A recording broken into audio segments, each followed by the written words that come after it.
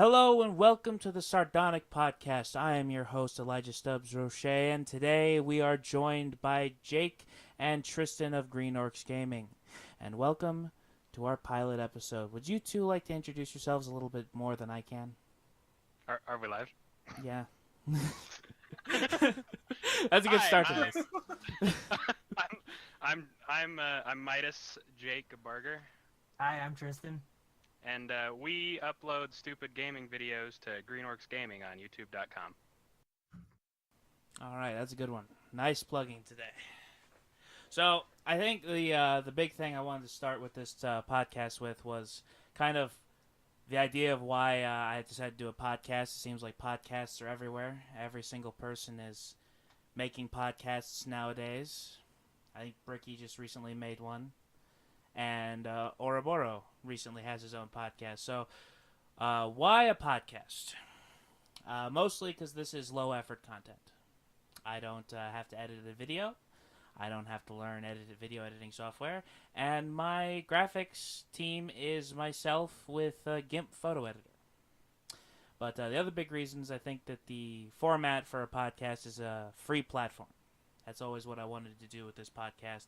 And do you have thoughts on the idea of free platforms or controlled platforms, or do I need to explain that one? No, you're good. No, Tristan, this is where you're supposed to talk. You fucking idiot. Well, then continue. Okay. So this topic kind of came up recently after the Facebook CEO, Mark Zuckerberg, had to go to the Supreme Court to testify regarding selling a whole bunch of private information from Facebook to the U.S. government. That's a deal on privacy that has a place in the conversation, but what I want to focus on moreover is when he was asked, does he think Facebook is a free platform, or does he think that Facebook is responsible for the content that's posted on there? And he answered that yes, he feels that Facebook is responsible for the content that's posted, and that kind of led me to think that as a country, we have kind of given control of our speaking platforms, of our communications, to corporations who don't really give a shit about your opinions. If they find your opinion unpopular, they will just find a way to make it so no one hears you. And I just wanted you to think, or your opinion on the idea of a controlled platform. Do you think that's maybe good, keeps people out of trouble, or do you prefer the free platform? Well, I like the free platform because I feel like freedom of speech is very important, and a controlled platform can take that away. But I also think a corporation like Facebook should have the right to control the content that is passed through it. That's a fair point. Do we have a opinion from you, Tristan? Well, if you think about it, though, with things like Facebook, if the website itself is free, that means you're the product. That means they're selling your information on purpose. That's how they keep themselves afloat, make money. Okay. It was always just kind of a thing, I guess, when I saw that come up, was this idea of free platforms being a place where you can speak, say what you want, but you have to own what you say. And that was the idea behind this podcast, is that anybody can come on, they can talk, and they can say what they like, but I hold them personally responsible for whatever they say. Which is a nice thing. It means that it's not my fault when somebody offends somebody. That's a very nice way to deflect. But the idea for this podcast actually came from, it's going to sound very, very stupid, Zach Braff's new show, Alex Inc. I was a huge fan of Scrubs back in the day. And to see that he had a new show coming out, I was pretty excited. And then I didn't watch the first episode and haven't kept up with it at all because I don't watch television anymore. That time of my life has passed. Have you ever gotten any really stupid ideas from television and actually worked on them? Plenty. I think everybody has, Eli. I can't think of anyone I've ever met who hasn't done something stupid because of what they've seen on television. That's true. Have you ever done anything specifically? Aside from jump off the porch with sheets tied around my shoulders like a parachute, I can't think of one that's dumber than that. Oh, I you need to did hear that the too? story about this one. So what brought that on? What did you watch and now you're jumping out the porch?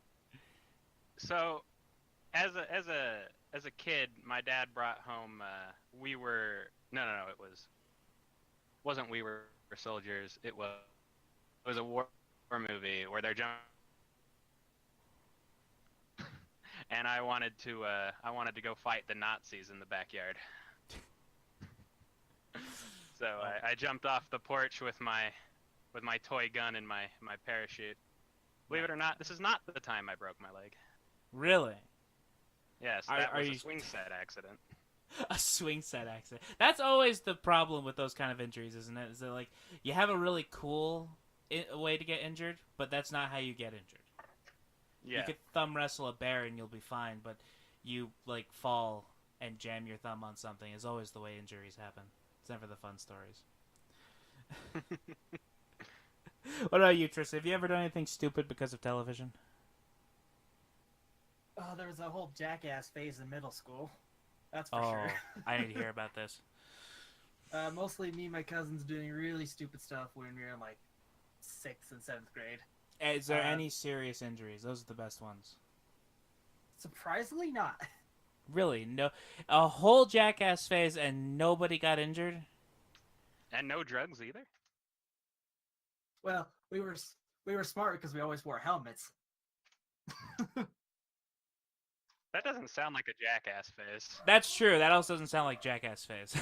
Also, keep in mind we were like little Mormon kids at the time, so like our extreme was like someone else's like mild. I grew up in the same place as you, and that's not entirely true. Well, okay, this was down in southern Utah when I used to go on vacation a lot. No, I'm thinking of them specifically. It's been fun. so long. You know, it's a weird thing about television. I stopped watching it so many years ago now that I am so disconnected from like television pop culture. I watched the first season of Game of Thrones and haven't watched any of it since. Oh, nice. Yeah, I don't specifically watch TV. I watch specific shows. If I want to watch something, I'll find it online. Yeah, exactly. Not a bad way. But I guess from here we have this the actual name of the podcast, the Sardonic Podcast. I picked up this word several months ago from Skidonic, who said that it meant grimly cynical. I liked that. It became my third favorite word in the English language, and the reason that I'm using it instead of number 1 and number 2 is because fucking pussy do not make for a good podcast title. That's what you think. That's what I'm pretty sure about that one. I feel like if I'd made the fucking pussy podcast, that would be a Pornhub upload specifically. But did you guys have any like weird words that stand out? Like you use them a lot, and the people around you notice it and hate it? Well, my mother would like me not to say fuck so much, but other than that, not particularly. I'm not smart enough for smart words. You don't have the vocabulary to abuse. Is that what you're saying? I have one word that I use it way too much, and I'm very aware of it. It's when I'm at work. I take orders for people, and they'll ask me for something, and I always respond with absolutely. And people there now, the old people that I take care of, they always make fun of me for it. It's like absolutely. They'll say it with me every time. Like, they know how I'm going to say it, when I'm going to say it. They can predict my words because I will say absolutely way too much after every request. That's like the people at Chick-fil-A who always say "my pleasure" after you say "thank you." Oh, my pleasure is such a weird way to end a phrase too. Like, it really is. It feels so posh. Like I live in the Midwest United States. Like I live like a 2-hour drive away from like hardcore cowboy country. So here's someone say "my pleasure." It's just like, what the? Where did you come from? Did you walk out of 1850 with that word? Oh, it's it's a really weird thing. Like weird and eclectic word choice. Do you guys know anyone who does that? Just has that they'll just say something and it will bug you every time, or maybe the way they say it kind of bugs you. Um, does everything Tristan says count? Oh, now I'm sad. Oh, that is fucking cold there, Jake. Come on. I'm Hey, used to it. when you've been friends as long as we have. That's probably a fair point too. But you want to know something interesting about the way Tristan talks here? Is he talks very casually right now. Like he's clearly into this idea. But when I was setting this up, like he was so business regarding the details of this podcast. It blew my mind. I thought that someone else had taken over his Discord account as we were communicating. Like he was just like business details, this, and this. Like Use this email account. This is my frequency. Hey, This is the radio channel I listen to the most. like he had the session notes before anybody else had the session notes. Like I finished these, and he was probably the first person to have gotten like the final copy of them. But I guess on the topic of people who do like have a weird way of speaking is I have a cousin, and he is a heterosexual man, and he's also having sex with another man's wife right now, which is neither here nor there. But he answers the phone with just the most homoerotic hello every time. Just like every time he answers the phone. And he has like kind of a high-pitched squealy voice anyway, so he kind of sounds like my aunt, and I'll just hear hello, and it's like, did you pick up his phone? Auntie, is that you? And it's him the whole time. And I just that always kind of weirded me out, because like I said, he's the heterosexual, but there's nothing strange about him besides the whole adulterer thing. But like just this very effeminate hello straight into his microphone every time, and you don't want to call him. It really ruins whatever conversation you're about to have with him. Maybe he does it on purpose, just to, like, stop certain people from calling. Well, that would make sense. There's a lot of people that I would never want to talk to ever again if I knew that they'd stop calling me if I just went some really effeminate, deep hello right into there with a little bit of sensuality. Really. And when it backfires? Oh, knowing our friend group, that probably would happen. There would probably be 2 or 3 people who would hear that and it's like, oh, that's come on, time to go.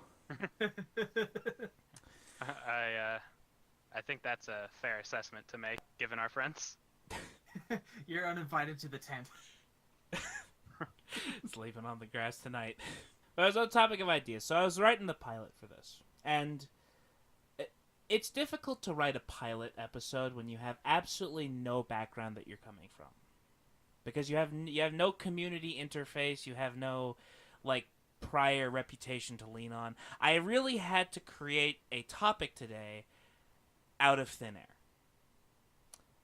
So I came up with a stupid one, obviously. And it even says so right at the top of our session notes, that today's episode, or the theme of today's episode, is, and I quote, ideas, ambitions, and other lofty shit we're not qualified to talk about. And this fits in with the theme of bad ideas, podcasts, and why I guess I want to get into is motivations. But first we'll start with ideas, I want to hear about ideas. People have had ideas, you've had ideas, you had the idea to come onto the show, and that's probably a bad idea. I'm going to ruin your reputation, something fierce. But I want to hear about your guys' ideas. You guys make content. Let's hear some ideas. Let's hear some content that people can go ahead and steal from you. Oh, good old-fashioned brainstorming session? Yeah, like I said at the beginning, we make gaming content. Primarily, I've uploaded the game Dead by Daylight, and you've been in a few episodes of our Survive with Friends series yourself. Oh, you mean the one where you edited me to start that video with word of the day is anti-Semitism. Yes, exactly. Good Yeah, I thought episode. so. Luckily, we are not to the point yet where YouTube seems to care what we put on their platform.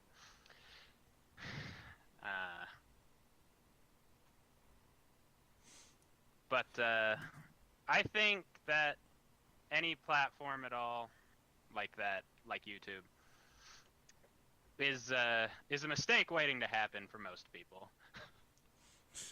Because you kind of put yourself and your ideas out there, and the internet just ruins you. The internet's the harshest critic of them all. Yeah, It really is. I would say so. So actually, on the topic of ideas, I've actually sat in on your guys' brainstorming sessions, and by that I mean I've been in the Discord call while you two talk semi-business related things to the channel, and I want to hear the brainstorming process. I want you to explain how Tristan will come up with a bad idea, you'll shoot it down, and then you'll do it anyways. Well, most of our brainstorming is me asking Tristan if he wants to record and him saying no. You know what? Both of these are very, very accurate. But I do have to say, my ideas are usually let's just play some games and upload some gameplays. Tristan will go on these long tangents about how we need to play this game and we'll do a series on it and it'll be great, and then we'll never do it. Yeah, I like being structured. So, Which is hilarious because you're the exact opposite in your everyday life. so then I'll pose the question to Tristan. Slightly accurate. Clearly, you're the one who has the ideas, the structures, the plans. Where do they come from? What's the spark of brilliance that hits you? Honestly, it's just watching other YouTubers and seeing what works for them and what doesn't, and finding games that not very many people play, and other games that a lot of people are playing that we could probably hop on a bandwagon with. As the recent Warhammer Vermintide 2 content we've uploaded attests Hell to. yeah. That's It is true. also worth noting that our channel is plagued with audio issues and other creative dead ends.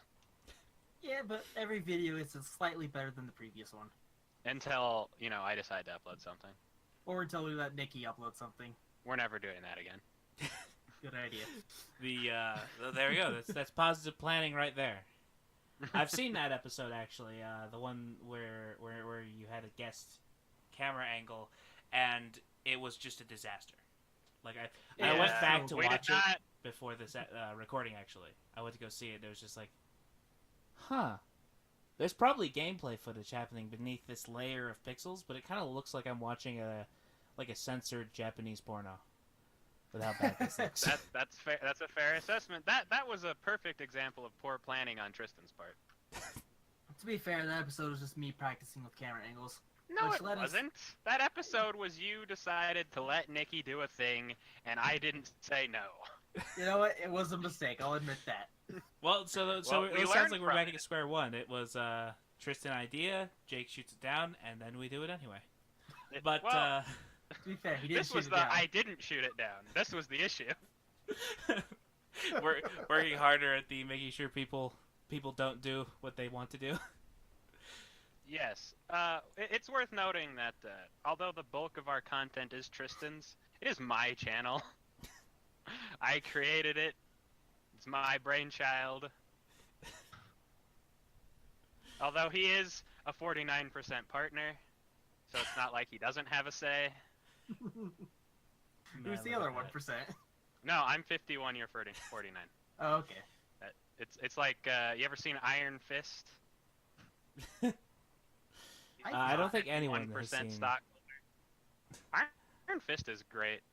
Really? It's one of the Netflix Marvel shows. Again, another TV series that stuff.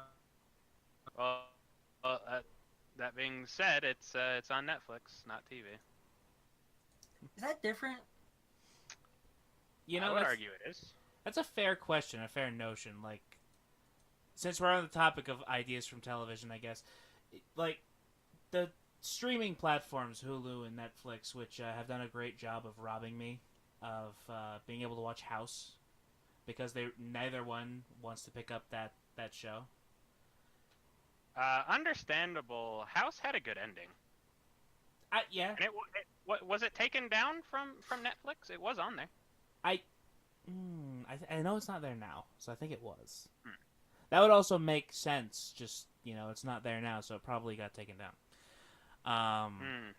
But I actually did get an idea from a Netflix show, a very fair and very good idea, which was more like I watched My Little Pony for the first time off of Netflix, and that idea came from me losing a bet, which was a bad idea because that was not a bet I should have taken. And what was a worse idea was I decided to follow through with the bet because I'm this person of principles.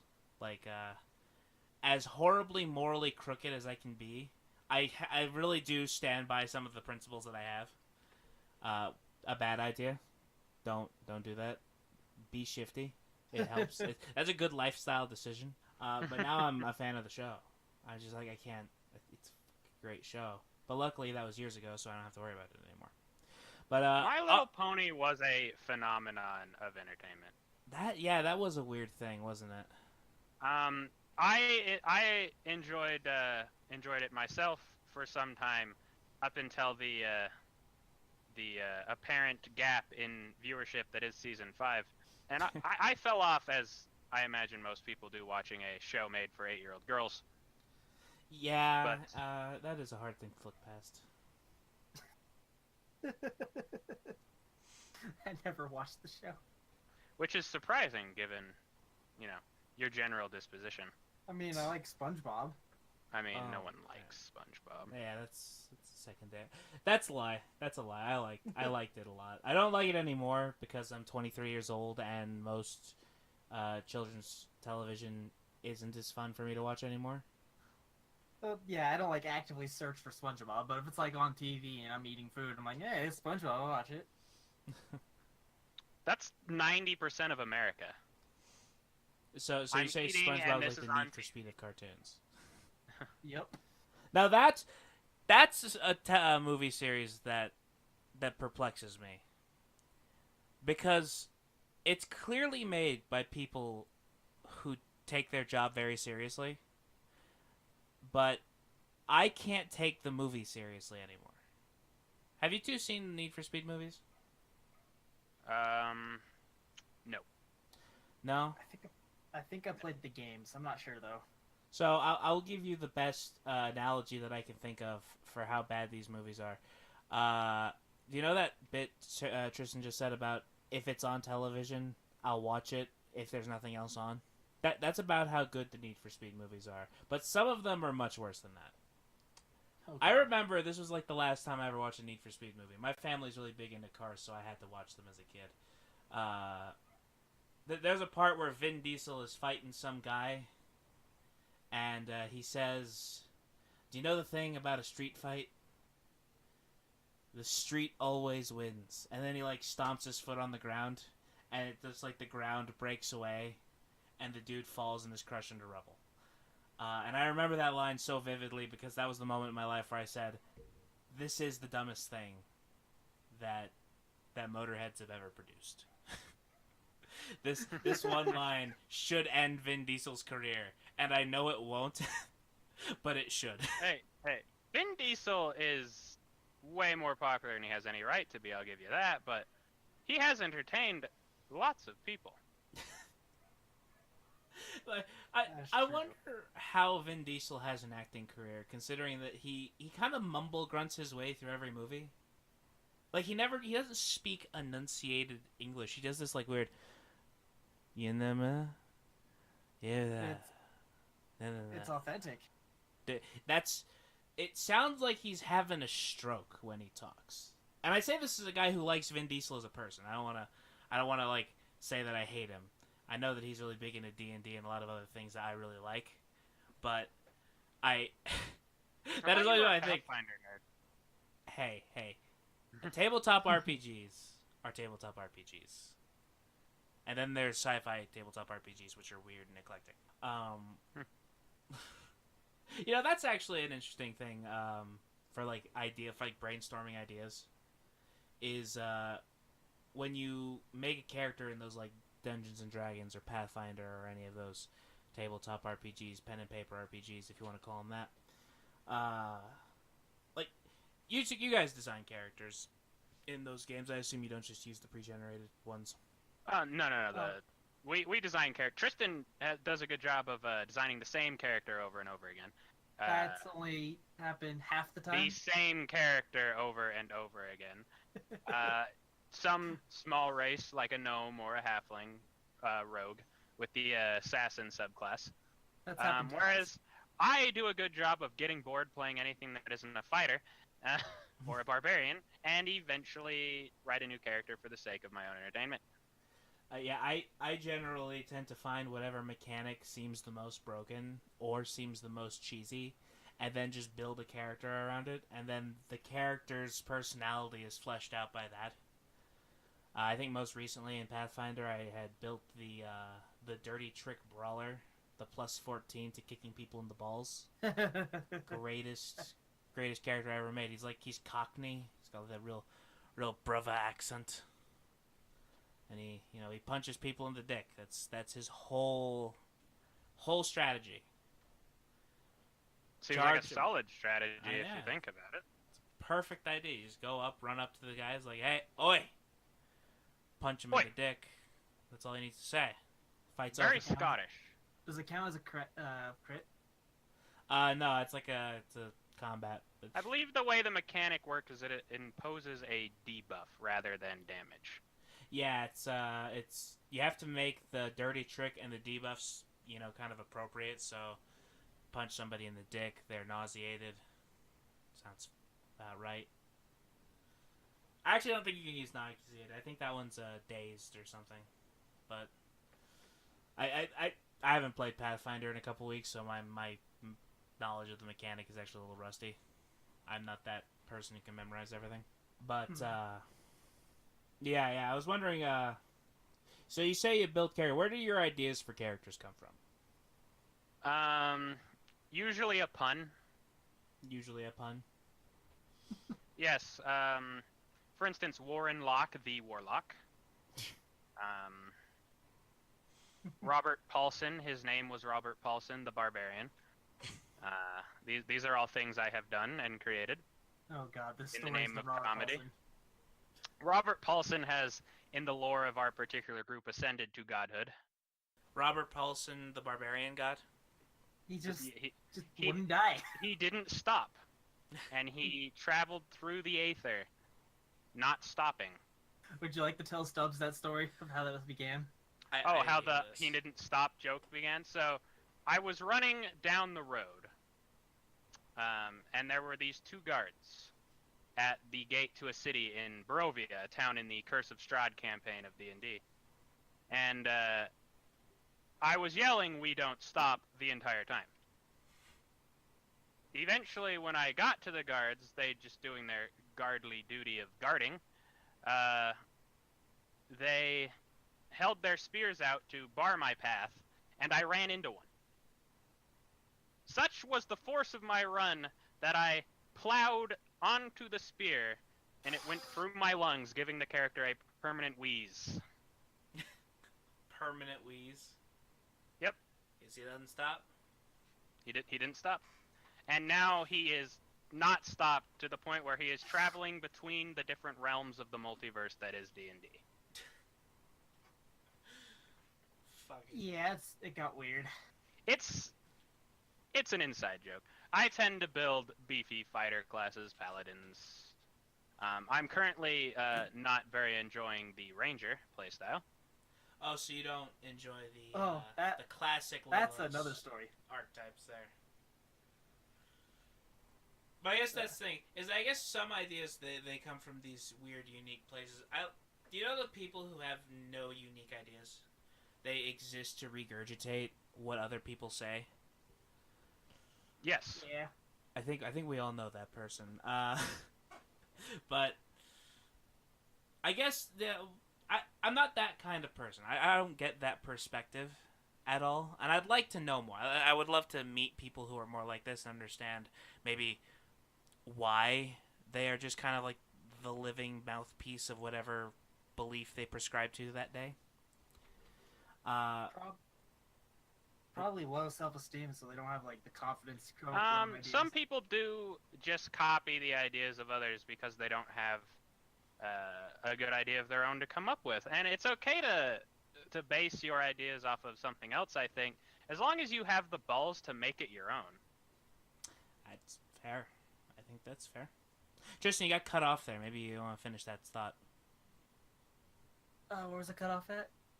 I don't Okay. totally remember. Basically, I was saying that some people might just not have the self-confidence to come up with their own ideas.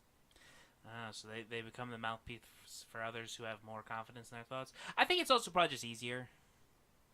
I would imagine that not having to think for yourself, to have to find the facts that validate your opinion, is probably much easier than just hearing somebody else say this is right, this is why, and then just regurgitating it at people. Yeah, why think of something that could be wrong when you can just say something you know is right? Well, because oftentimes they're not right. That's the best part. Like, yeah, the people who go around regurgitating and stuff, it's like they always pick like the most marginalized opinion in the world, like flat Earth. Those people who I know half of them probably don't believe it. So like half of them are just contrarian, just to be contrarian. Like they're at least half of them are liars. There's no way that they probably truly believe that. But don't underestimate the power of stupidity in big numbers. The scariest thing in the world to me is the mob. Dude, the mob idea. People who subscribe to this mob mentality of a thing. It truly frightens me because you end up with this large group of otherwise good people who end up doing, in some cases, horrible things because the rest of the group is, and they can't think for themselves that it would be wrong. That is pretty. It's actually fascinating from a psychological standpoint. I would agree with that. That is something that's kind of fun to think about and really terrible to see in action. I used to live in California where they'll just burn their neighborhoods down anytime that anything kind of happens. There could be no reason. They just half of LA is on fire at any given time because of it. But yeah, mob mentalities are strange. I've been on both sides of a mob mentality, being the victim of one and being a part of one. And I find that mob mentality, at least on my side of it, is that mob mentalities feel very safe. Because you know how fast they can turn on people, so if you're in that group, you're less likely to be the next victim of it. And then I was the victim of it anyways. So that was a pretty. That's probably a story that's worth talking about, I guess. If we're gonna talk about mob mentalities, is back when I was in high school, there was a kid in our friend group. We bullied the crap out of him. That's gonna make me sound really empathetical, and people are gonna really, want to emotionally validate my opinions now that I've said that. But we did. We bullied the crap out of him, and in my heart, I knew it was wrong because we said some real fucked up shit about him. Like, some pretty bad things that if I could take it back now, I would. And I don't, usually I own whatever I say, but if that's one of the few instances where I do say I want to take some of the shit I said back then. And everyone did it, so it was okay. Like, that was your protection, was that you were doing it so that you wouldn't be on his side, so you wouldn't be one of the people that they would say things about, that say or bully the shit out of. And it worked. It really did work until he left. I think he transferred to another school, or he had moved away. I'm not exactly sure which. And I'm told that it was not because of the bullying. I'm told that it was circumstances with his family. But in my heart, I always kind of thought that it was our fault. And the minute he was gone, they turned their eyes on me. Holy shit, they turned on me so fast. And it was vicious. It was vicious. Dude, the mob is scary because you have no allies anymore. You are on your own against this group of people who's out for you. Like it is a terrifying experience. I really do like. If there's ever a real danger of not being able to have your own thought process, your own idea, that's probably it. That instance right there is just what they can accomplish as a group is really terrifying sometimes. I don't know. What are you guys' experience with mob mentalities? I've never been in a mob, as I generally tend to avoid the larger portions of humanity, as it makes me incredibly uncomfortable. However, I have oft witnessed large groups of people come together in the name of the Mormon Church just because of where we live. And it is astounding to me that so many people can believe something with nothing to show for it as evidence, as clearly and cleanly as these people do, and that's disturbing. I had a teacher say something about that once. Yeah, he said to me, if you could prove faith, it wouldn't be called faith; it'd be called proof.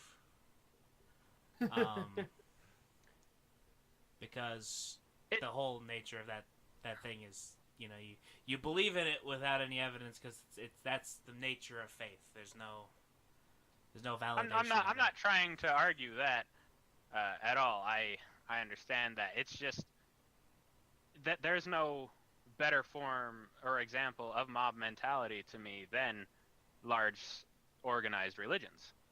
Oh, like the Westboro. Yes. I've had people who come together to be wrong together, I guess. I've had a run-in with Westboro. That was a freaky thing too, actually. Having a run-in with Westboro. So they were protesting. I think it was a soldier funeral somewhere around where I lived, and so normal stuff. Normal occurrences of things. Yeah. And I was walking to get, I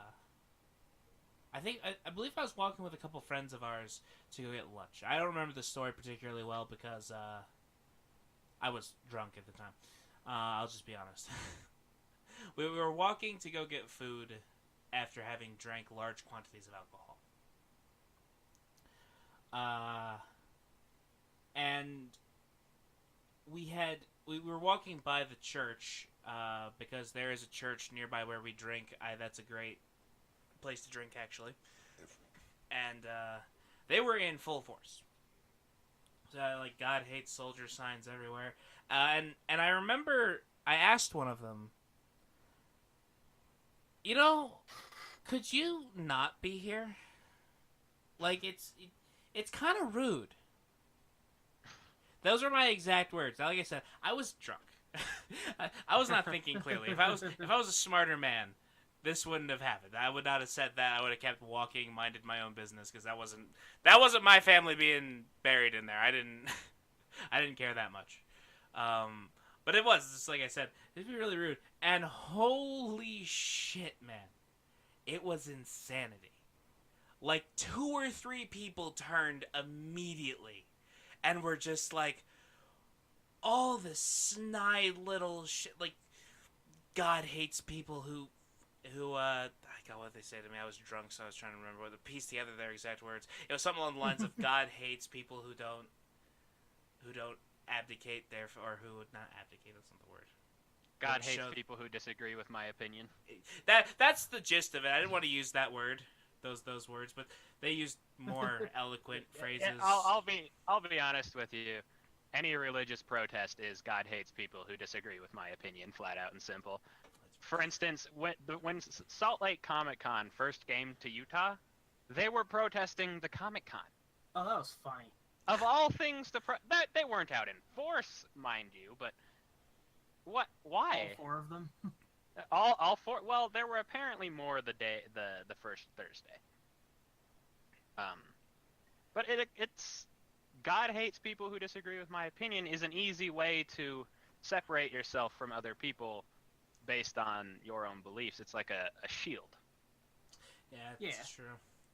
But I have to get on to this next talking point because I still got 3 more to get through, and we've already hit the 2/3 mark here. So I want to talk about ambitions and motivation, and it was interesting. In other words, the things we're completely lacking as a generation. Yeah, this is that third category of our theme this week. Not qualified to speak about, but it was interesting. So before I actually started this recording session, my brother came into my room. I was showing him the recording setup and everything. He's really interested in the music and kind of wanted to see it. And I showed him the session notes, and he said something to me about motivation that I think is very succinct. Does a very good job of painting a picture. And he says, nothing like I tell you why a lot of people lose their motivation is life is just a really big fuck you wall. It's a hard thing to happen to a person. That was a really succinct and nice way to put it. I really liked how he phrased that. Cause I guess that's true. I guess that's a decent place to start this one with, is because sometimes just life gets in the way of the shit that you want to do, you know. And as I've gotten older, I felt that more. Like, I wanted to do this, and now I have way less time to do it. But I was just wondering how do you guys handle your motivation? You know, like how do you motivate yourself to do the things you want to do, and why do you just sometimes not? Well, that's a hard one to answer because, quite frankly, I don't do most of the things I want to do. Out of a sheer desire to just not be mobile and doing things most of the time, if I'm being honest. It's just too much. I don't want to fucking do it, kind of thing. I just would rather not most of the time. Trisha, where does your motivations lie? I know that you have somebody who does half your motivation work for you. Well, I mean, if I don't get a good job later in life, I can't live here forever. So Okay. that's a pretty big motivation to actually go to school and stuff. That's a fantastic motivator. Threat of being on the streets without food is never a bad motivation to do something. Exactly. I was Ow. Drop something. Threat of loss of comfort is the biggest thing that motivates people to move. Yeah, and loss of food too. Loss of food. I don't have that issue. I think I'm Well, fat enough. that ties into that falls into the loss of comfort. If you're hungry, you're not comfortable. Fair enough. I guess, like, there's a lot of people, I guess, have ideas. They're like their dreams, their things they want to do in life, and not just like, I want to go get food and I don't want to be hungry. Kind of one-for-one basic motivations. But I mean, like, you know, when you're a kid, you want to be this when you grow up, and then as you get older, you don't want to be that anymore. And I've always wondered, like, because I know why I don't. I know why, like, my dreams fall apart frequently is because I see how much work it takes, and I think I don't want to do that. That's too much work. That's too much work to be paid a part-time employee level of money. That I could put more. I get more with less. I guess that's kind of fucked up. That's kind of a fucked up way to look at things, but I don't know. What about you guys? Do you have those things you wanted, or that you just kind of like realize this is more work than it's worth kind of moments? YouTube. Yeah. I still find it's worth it. Most of the time, yes, it is an enjoyable pastime, but especially when you run into audio issues and other less than easy to handle technical difficulties, because I don't come from a background in this kind of thing, and Tristan's going to school in it. It's also very expensive to get some of the things you need, and that can be a big fuck you in the face of ambition, is you don't have the financial backing to do the thing you want to do. Unless you want to go into immense amounts of debt. Oh, And yeah. in other words, school Yeah, costs an exorbitant amount of money. I do realize now, like, stepping into school and going to have probably a student loan really soon, is I'm paying for an insurance and a car payment that take up about half of the money that I earn in a month, and now I'm throwing a student loan on top of it, and I just realized I don't know how I'm gonna pay for this. Like, And there's just too much money. Yeah. The amount of money it costs to pay back a $20,000 student loan is ridiculous. Yeah, You know? the interest rate on how that works is just, God, it's god awful to have to deal with. Why is there even an interest rate on this And kind of stuff? people wonder why people don't want to go to school. People don't want to do it's. You kick someone in the teeth enough times, they're gonna want to stop getting kicked in the teeth. Yeah, debt is a bitch. I recently got my first taste of debt. I've been really good of staying off of, like, reoccurring payments. You know, like, my insurance was the only thing I ever actually recurringly paid. And besides that, I always bought cars that I could just buy straight up with cash, things like that. And I recently bought a car with a car payment. And I'm gonna tell you, I don't like it. This has been a real. Once the romance of having a nice car fell apart, it really, really sucked. Like, it was. Yeah. This is the reason I drive an old beat up Suzuki. I drive a Geo. You do drive the ugliest car I've ever seen. It is amazing. It is my little car, and I love it. I mean, I love my Suzuki too. Doesn't mean it's not, kind of a piece of shit. That being said, I do believe the '98 Suzuki Sidekick is unstoppable in any weather that doesn't include snow up to the fenders. I have driven in conditions up to that point without stopping. It is weird. I've only almost died a few times in the snow. I've actually towed my father's 3/4-ton pickup truck with that Suzuki. Believe it or not. I don't believe you. I have photographic evidence. I'm too lazy to not believe you now. You know, there's a lot of things that kind of started and stopped in my life intermittently. Like, I am the biggest, flake when it comes to quitting Yu-Gi-Oh! I'm like a smoker who has said they're gonna quit for the 10th time this decade. I always say I'm done with Yu-Gi-Oh! I'm sick of playing Yu-Gi-Oh! And that might be because of where I live. Loveland, Colorado has way too many good Yu-Gi-Oh! Players. That it's unreal. Because the worst people I know here can dominate other states' local tournaments, and I've never gotten out of second to last place here, and I can destroy all of them. It's pretty crazy. And also, yeah, I like having disposable income. As Magic players, we've run into a similar issue of the local competition is quite stiff, but I feel with Magic the biggest thing keeping people down is the cost of entry.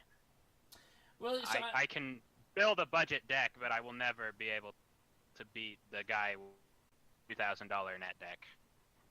So then, my question is this: like, what is the barrier for entry? Or, like, I guess if you have some idea for something, like, what is the amount, like, percentage of money you make that you're willing to spend to kind of actualize an idea? Willing to spend all but my bottom dollar on an idea for my own enjoyment. I know that's not a good way to live. I do have things I need to pay for, my own loan. But I think that if you have the money and want to do something, you should do it. But I know that is a very childish idea of I want to do things because I want to do things. Yes, the classic, I want it, so let's do it. I luckily still have enough disposable income to do that, hence as to why I'm sitting here recording a podcast. Yeah, I just recently actually ordered a bunch of cards I technically shouldn't have, just so I could have a modern deck, which is a format in Magic that I rarely have the opportunity to even play. Well, there you go. Yeah. Bad ideas, they're fun.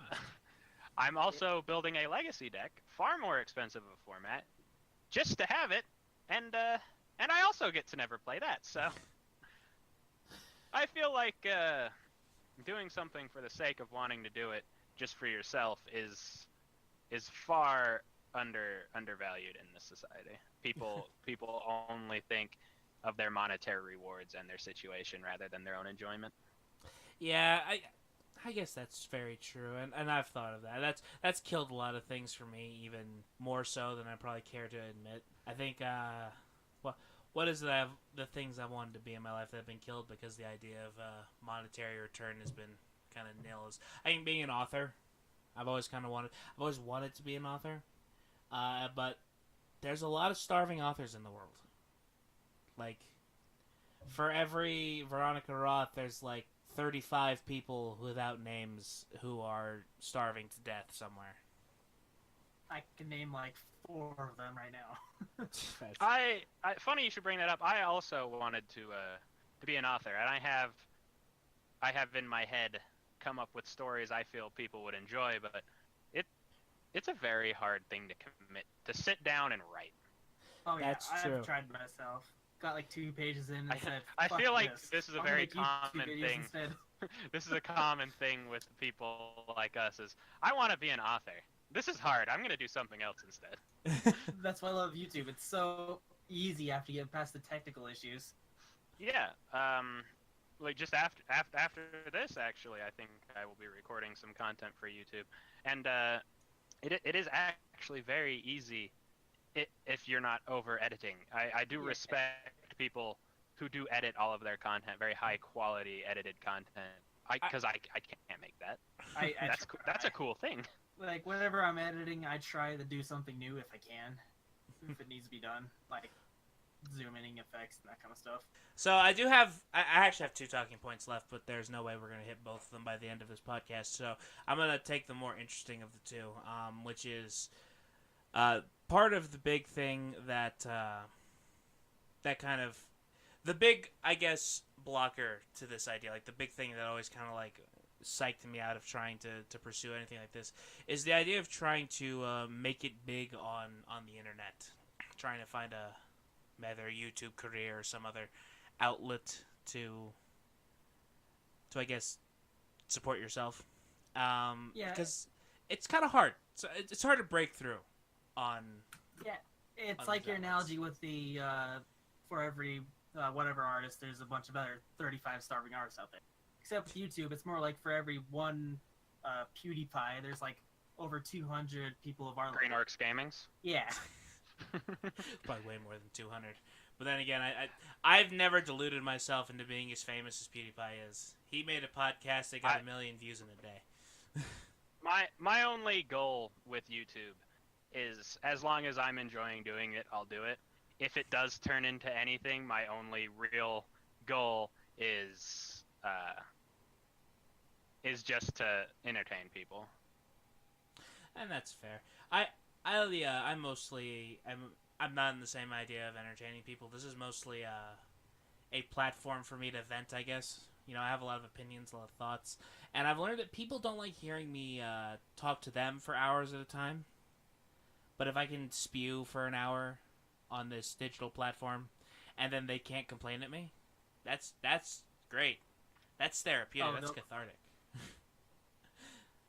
That's a great way to start this. But it was actually the topic of podcast that I started this episode with that I kind of want to come back to. Is it just seems like everybody is making podcasts.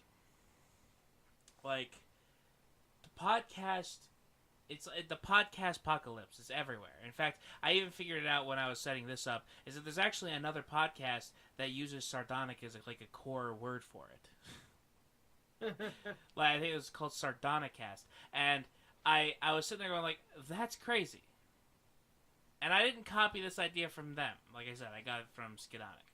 But even Sardonic had a podcast, the Base Cannon podcast. Bricky Orchid 8 starting a podcast. Pewds had like 3. Magikarp Use Fly does not have a podcast, but he's always been behind the times, so it doesn't really surprise me. I feel like podcasting is something these larger people just do for lower effort content.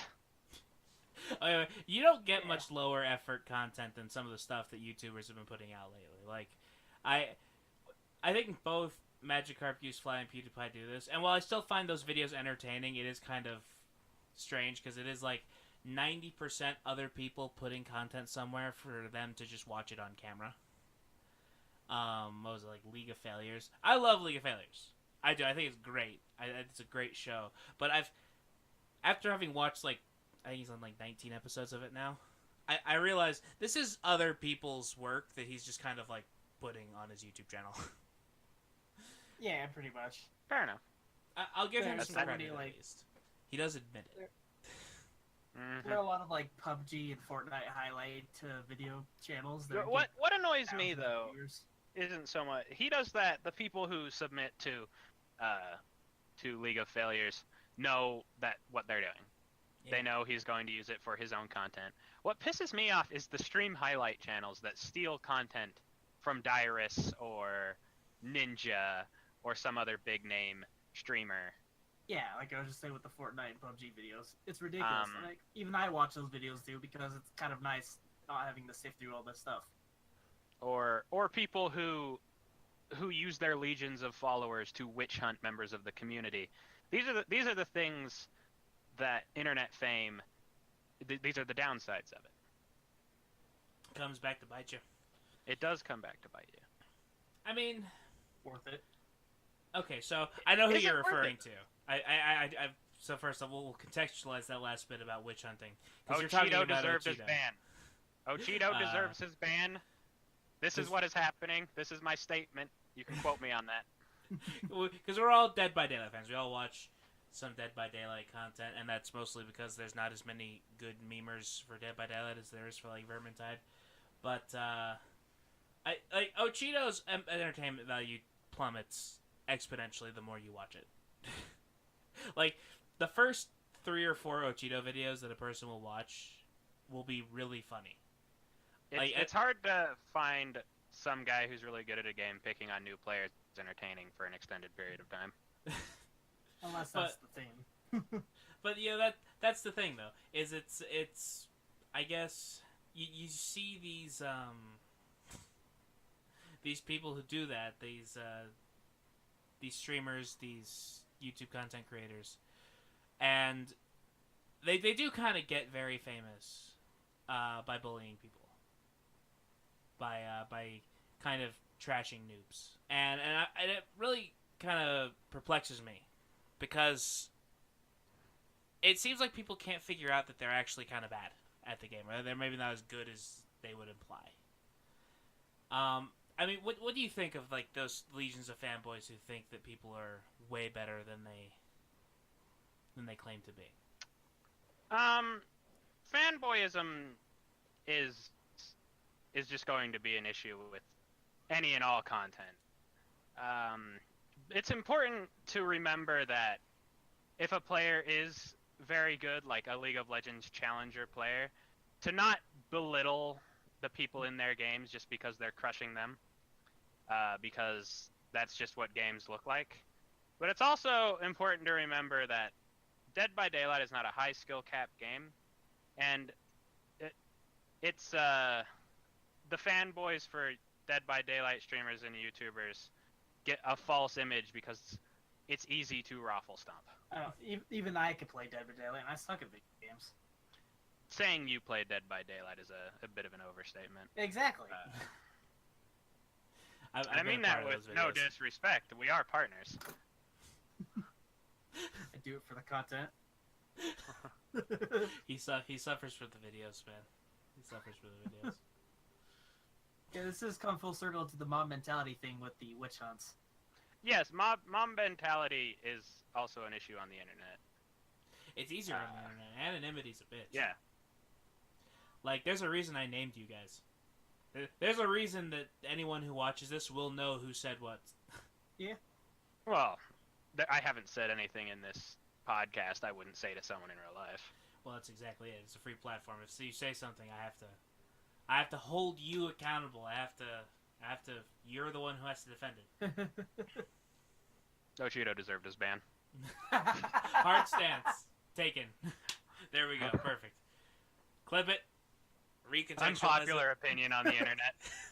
Unpopular opinion on the internet. You're done. Content over, I guess. So what exactly did he do?